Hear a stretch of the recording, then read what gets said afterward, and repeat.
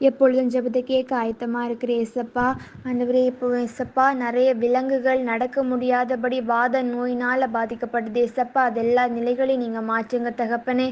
ஏசப்பா, இயற்கையை அழகுபடுத்துவதற்காக விலங்குகளை எங்களுக்கு நீங்கள் படைச்சு தந்திருக்கீங்க ஏசப்பா. ஆண்டவரே, அந்த விலங்குகளை நீங்கள் பாதுகாத்து கொள்ளுங்க ஏசப்பா. எந்த விதமான பலகீனங்கள் ஒன்றும் வராதபடிக்கு பாதுகாத்து கொள்ளுங்க ஏசப்பா. முக்கியமாக மான் கங்காருக்கு தான் அந்த வாத நோய் வருது ஏசப்பா. அது எல்லாத்தையும் நீங்கள் மாற்றுங்க.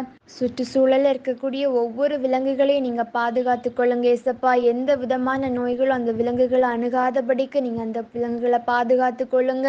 இயற்கை பேரழிவுகள்னால நிறைய விலங்குகள் பாதிக்கப்படுது, நிறைய விலங்குகள் உயிரற்று போகுது ஏசப்பா. அது எல்லாத்தையும் நீங்கள் மாற்றுங்க. இப்போதுள்ள சூழ்நிலையிலும் நிறைய விலங்கு இனங்கள் வாத நோயினால இன்னும் பல நோய்கள்னால அது அழிந்து போகுது ஏசப்பா. அந்த நிலைகள் எல்லாத்தையும் மாற்றுங்க. இப்போ